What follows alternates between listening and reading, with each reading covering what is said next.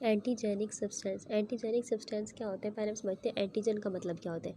Antigen का मतलब होता है बॉडी में कोई फॉरेन पार्टिकल घुसा, उसको हम कहते हैं एंटीजन। ठीक है, जिसके खिलाफ बॉडी के इम्यून सिस्टम ने क्या बनाई, एंटीबॉडी बनाती है।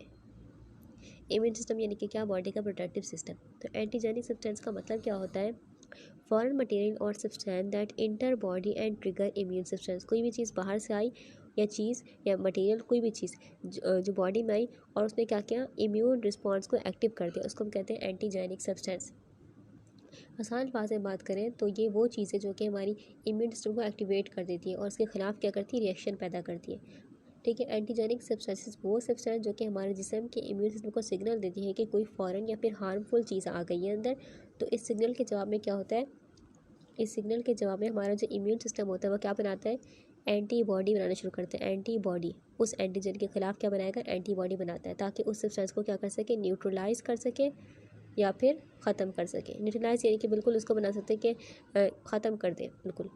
ठीक है, अब एंटीबॉडी क्या होती है, एंटीबॉडी बनाता है ना, तो एंटीबॉडी क्या होती है, एंटीबॉडी बेसिकली एक प्रोटीन होती है। क्या होती है, एक प्रोटीन होती है जो कि हमारे इम्यून सिस्टम के सेल बनाते हैं। जब हमारे जिस्म में कोई फॉरेन सब्सटेंस जैसे कि वायरस आ गया, बैक्टीरिया आ गया, या फिर हमारे पास पोलन वगैरह आ गए, या फिर कोई डस्ट माइट वगैरह आ गई, यानी कि डस्ट के अंदर एक चीज़ है जिसको बोलते हैं डस्ट माइट, यानी कि सिंपल वो चीज़ जो कि क्या करें, बॉडी में आके इम्यून सिस्टम को एक्टिवेट करते हैं। कुछ लोगों में क्या होता है, वायरस बैक्टीरिया तो हर किसी में आएगा तो हर किसी का इम्यून सिस्टम रिस्पॉन्स देगा, लेकिन किसी किसी बॉडी में क्या होता है कि एलर्जी का रिएक्शन पैदा करते हैं ये चीज़ें, जैसे कि डस्ट माइट आ गया या फिर हमारे पास आ गया पोलन्स वगैरह आ गए।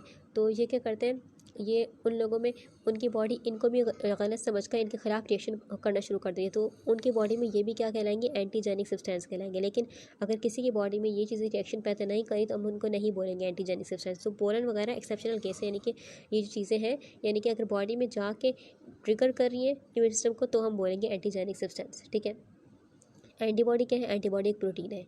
अच्छा, अब एंटीजेनिक सब्सटेंस क्या क्या हो सकते हैं, वायरस हो गया।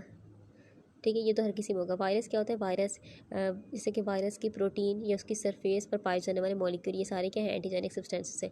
पोलेंस, फूलों या फिर पेड़ों से निकलने वाला पाउडर जो होता है पोलन कहलाता है। ये किसी किसी में अगर कॉज कर रहा है एलर्जी के सिम्टम्स वगैरह, उनको नुकसान दे रहा है, तो हम कहेंगे एंटीजेनिक सब्सटेंस है।